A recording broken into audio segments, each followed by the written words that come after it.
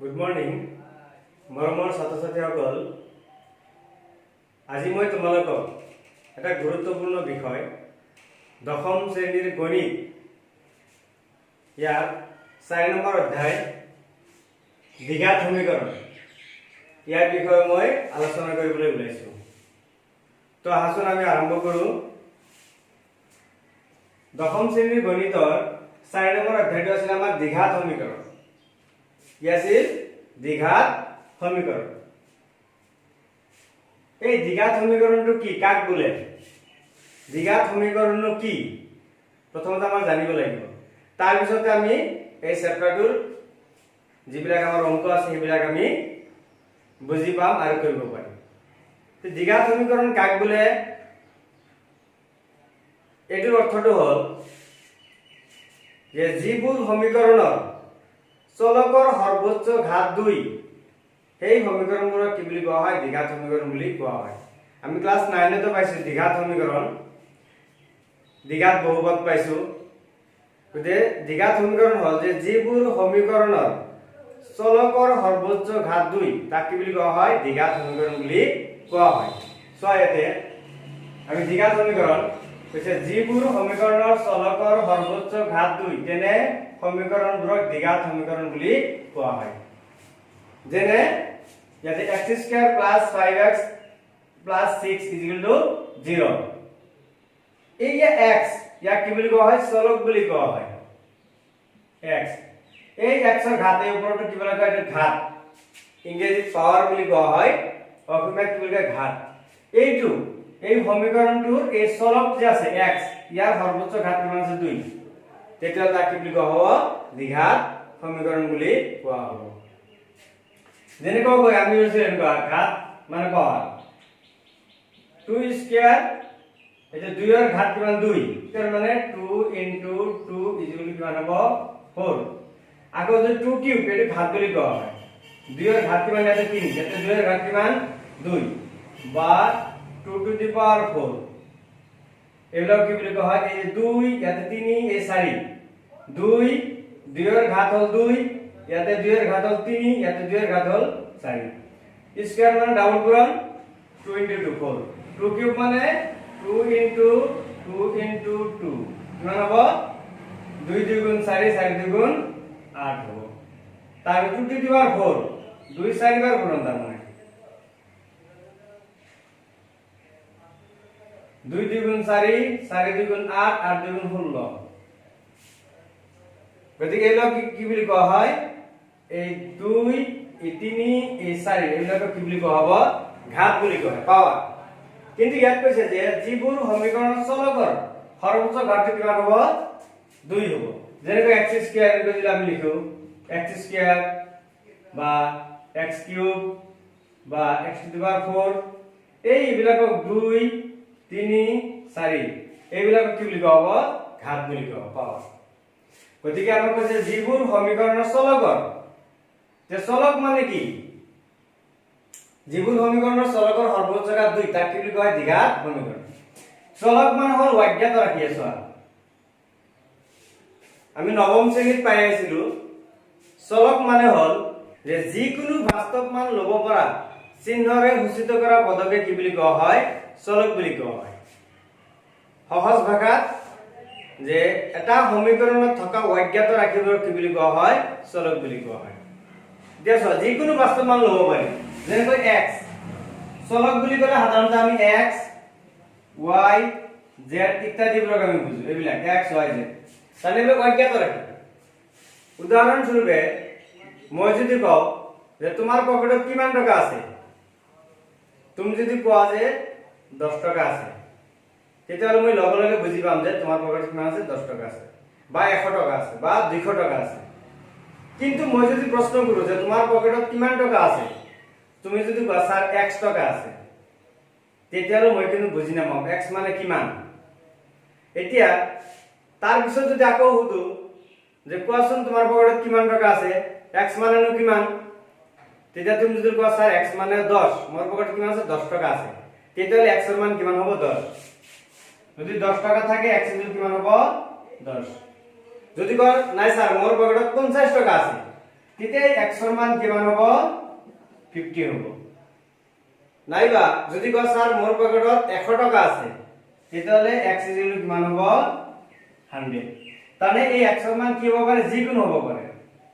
x ৰ মান 10 হ'ব পাৰে x ৰ মান 50 হ'ব পাৰে x ৰ মান 100 হ'ব পাৰে গতিকে কৈছে যিবোৰ বীজগণিত ৰাখি তানে যিকোনো বাস্তৱ মান ল'ব পাৰি তাক কি বুলি কোৱা হয় চলক বুলি কোৱা হয় বীজগণিত ৰাখি কি যিকোনো বাস্তৱ মান আমি কি কৰি ল'ব পাৰি তাক কি বুলি কোৱা হয় চলক বুলি কোৱা হয় আৰু সাধাৰণ ভাষাত কি যে এটা সমীকৰণ থকা অজ্ঞাত ৰাশিটো সমীকৰণটোৰ কি চলক বুলি কোৱা হয় আৰু যেটো জ্ঞাত ৰাশি আছে ইয়াতে চোৱা মই এটা আৰু এটা উদাহৰণ দিছো ধৰা চলক আৰু ধ্ৰুৱক ধৰা 2x² + 5x - ধৰা 7 = 0 ধৰা এটা দ্বিঘাত সমীকৰণ এই x ইয়াতেও x ইয়াক কি বুলি কোৱা হ'ব চলক বুলি কোৱা হ'ব ইয়াৰ আমি নিৰ্দিষ্ট মান নাই ইয়াত এইটো সমাধান কৰাৰ পিছত x ৰ যিকোনো এটা মান ওলাব পাৰে গতিকে কি বুলি কোৱা হ'ব চলক আনহাতে ইয়াতে ধৰা 2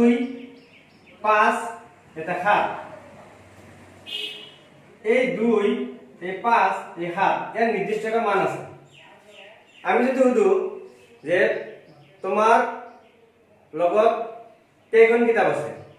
যদি কোৱা স্যাৰ 2 তেতিয়া মই বুজিম কি দুখন কিতাপ আছে যদি কোৱা নহয় স্যাৰ মোৰ ওচৰত কি আছে 5খন কিতাপ আছে 5 প্ৰশ্ন সোধাৰ লগত যদি কোৱা মোৰ ওচৰত 5খন কিতাপ আছে অকল 5 বুলি ক'লে কিমানখন কিতাপ আছে স্যার 5 তেতিয়া মই বুজিম 5খন কিতাপ আছে যদি কয় নহয় 7 তেতিয়া মই বুজিম কি 7খন কিতাপ আছে কিন্তু যদি কয় যদি মই প্ৰশ্ন সুধো যে তোমাৰ ওচৰত কেইখন কিতাপ আছে যদি কোৱা স্যার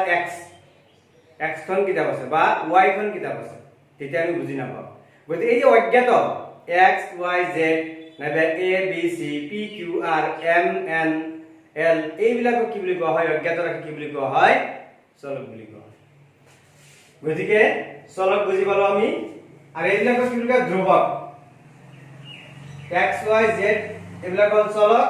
আৰু এই যে 2 3 5 7 যিবিলাক সংখ্যা আছে এইবিলাক কি বুলি কোৱা হয় ধ্ৰুৱক বুলি কোৱা হয়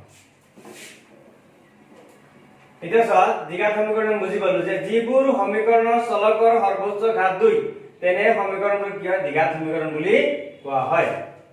যেনে x² + 5x + 6 = 0 এটো এইটোই সমীকৰণটোৰ এই x হল চলক আৰু ইয়াৰ সৰ্বোচ্চ ঘাত হ'ল কি 2 গতিকে এটো কি হ'ব দ্বিঘাত সমীকৰণ ঠিক একেদৰে 2x² + x - 6 = 0 এই সমীকৰণটোৰ x হল চলক ইয়াতে x আছে কিন্তু সৰ্বোচ্চ ঘাতটো কিমান আছে 2 গতিকে এটো কি হ'ব দ্বিঘাত সমীকৰণ হ'ব এটা সব দ্বিঘাত সমীকৰণৰ আদৰ্শ ঠাঁচ দ্বিঘাত সমীকৰণৰ আদৰ্শ ঠাঁচটো হ'ব ax² + bx + c = 0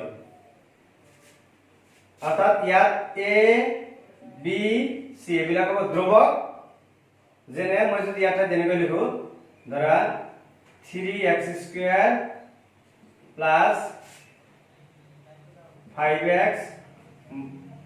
+ 9 = 0 ইয়াত a মানে কিমান হ'ব 3 হ'ব b মানে কিমান হ'ব 5 হ'ব আৰু c মানে কিমান হ'ব c মানে কিমান 9 হ'ব গতিকে হলো কি ax² + bx + c এইটো ঠাঁচ যদি থাকে তেতিয়া তাক কি বুলি কোৱা হ'ব দ্বিঘাত সমীকৰণ বুলি কোৱা হ'ব অৰ্থাৎ দ্বিঘাত সমীকৰণ হলে এইটো গাঁথনি থাকিব লাগিব ইয়াত আৰু এটা ইম্পৰ্টেন্ট কথা আছে যে যত a ≠ 0 ax² + bx + c = 0 দ্বিঘাত সমীকৰণৰ আদৰ্শ ঠাঁচ ইয়াত এই শৰ্তটো থাকিব লাগে এৰ মান কেতিয়াও কি হ'ব নোৱাৰে 0 হ'ব নোৱাৰে কিয় 0 হ'ব নোৱাৰে যে যদি এৰ মান 0 হয় তেতিয়া এটো দ্বিঘাত সমীকৰণ নহব তেতিয়া এটো কি হ'ব ৰৈখিক সমীকৰণ হ'ব কাৰণ যেতিয়া এৰ মান 0 হৈ যাব তেতিয়া x² লগত a পূৰণ হৈ আছে x² লগত a পূৰণ a যদি 0 হয় এটি x² এর মানটো নাইকিয়া হৈ যাব তেতিয়া bx + c থাকিব গতিকে এখিনি কি হ'ব এই x ৰ নাইবাৰ মানে 1 এটা আছে গতিকে তেতিয়া bx + c তেতিয়া bx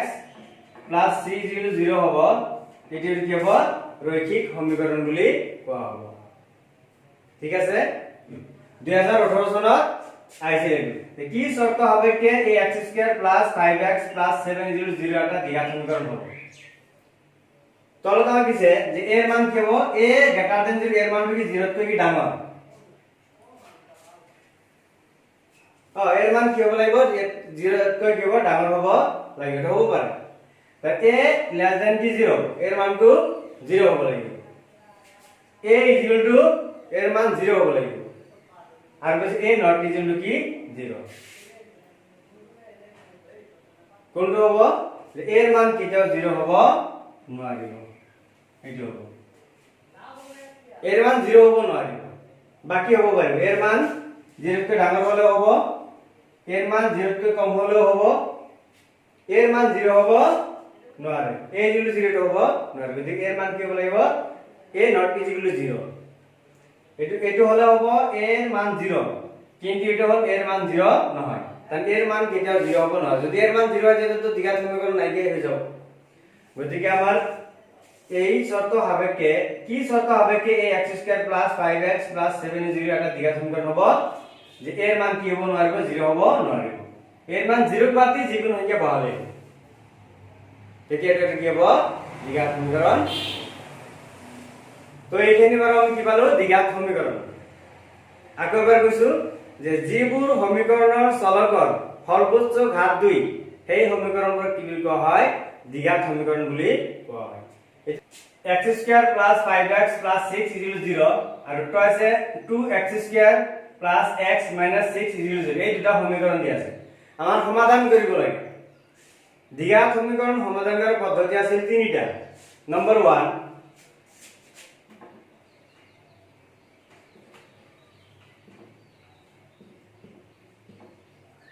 দ্বিঘাত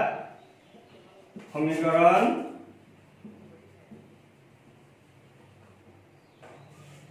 সমাধান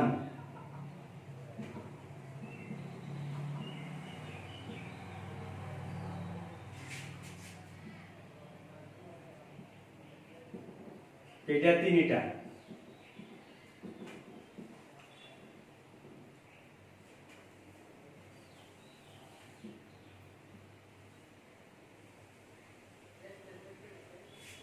দ্বিঘাত সমীকরণ সমাধান করলে আমরা কি তিনটা পদ্ধতি আমি কি করব সমাধান করব পারি তার এক নম্বরটা আছিল নম্বর 1 উৎপাদক বিশ্লেষণ পদ্ধতি উৎপাদক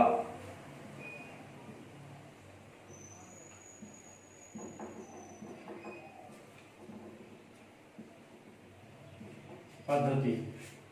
দুই নম্বরটা আছিল বর্গ সম্পূরণ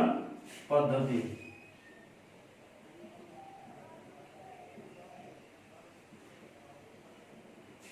আর তিন নম্বরটা আছিল দ্বিঘাত সূত্র দ্বিঘাত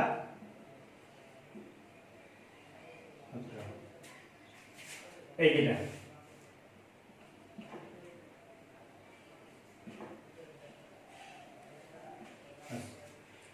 দ্বিঘাত সমীকরণ যদি থাকে এটা সমাধান কৰিবলৈ আমাৰ কি তিনিটা পদ্ধতি আছে তিনিটা পদ্ধতি হল এক নম্বৰ হল উৎপাদক বিশ্লেষণ পদ্ধতি দুই নম্বৰ বৰ্গ সম্পূৰণ পদ্ধতি দুই নম্বৰ আৰু তিন নম্বৰ হল কি দ্বিঘাত সূত্ৰ আকৌ কৈছো যে দ্বিঘাত সমীকৰণ সমাধান কৰাৰ পদ্ধতি হল তিনিটা নম্বর 1 উৎপাদক বিশ্লেষণ পদ্ধতি নাম্বার 2